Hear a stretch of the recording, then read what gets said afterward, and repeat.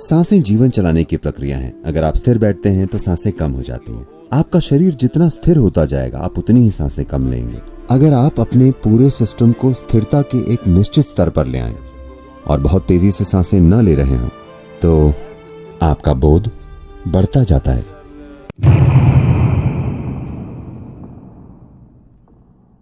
मेरा मतलब है कि इन्हें स्थिरता के अलग अलग आयाम कहा जाता है। स्थिरता के अलग अलग आयाम कैसे हो सकते हैं? उदाहरण के लिए हमारे अनुभव में आमतौर पर एक इंसान 1 मिनट में 14 से 15 सांसें लेता है। सांस का इससे सीधा संबंध है कि मानसिक उतार चढ़ाव कैसे हैं। पता नहीं विज्ञान ने यह खोजा है या नहीं, पर हमारे अनुभव में बिल्कुल मौजूद है। मान लीजिए स्वाभाविक रूप से, जबरदस्ती नहीं, आपके सिस्टम से सही चीजें करके अगर आपकी सांसें 11 से नीचे आ जाती हैं तो आप अपने आसपास के कई कंपन समझना शुरू कर देते हैं। यानी शब्दों की गति से कम गति की आवाजें जो जानवर निकालते हैं वो आपके लिए स्पष्ट हो जाती हैं। जब आपकी सांसें 9 से कम हो जाती हैं स्वाभाविक रूप से बिना किसी कंट्रोल के, तो पेड़ जो फैला रहे हैं, वनस्पतियां जो कर रही हैं, वो आपके लिए बहुत स्पष्ट हो जाता है। अगर आपकी सांसें 6 से कम हो जाती हैं तो बेजान चीजें कैसे कंपन कर रही हैं, इसे रितंबरा प्रज्ञा कहते हैं। This is known as Ritambhara प्रज्ञा।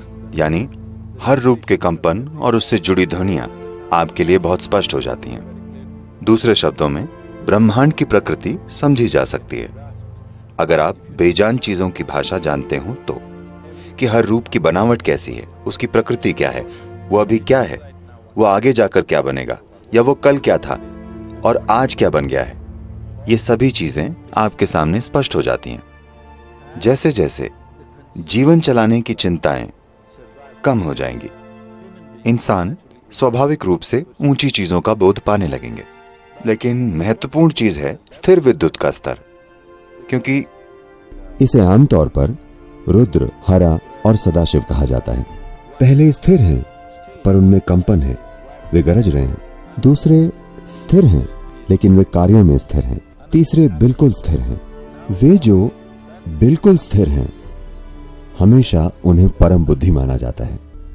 बाकी की हर चीज सक्रिय होने की चिंता में अपनी बुद्धि खो रही है एक निश्चित स्तर पर सक्रिय होने के लिए, लेकिन वो जो बिल्कुल स्थिर है उसे सबसे ऊंची बुद्धि माना जाता है।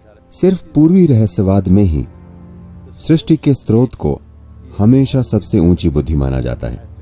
ये सबसे बड़ी गलती है जो मेरे ख्याल से आधुनिक समाजों ने की है। लोगों को कहा गया कि भगवान करुणा है, भगवान प्रेम है, भगवान उदारता है। ये चीजें आपके लिए तभी मायने रखती हैं जब आपके पास ये नहीं होती।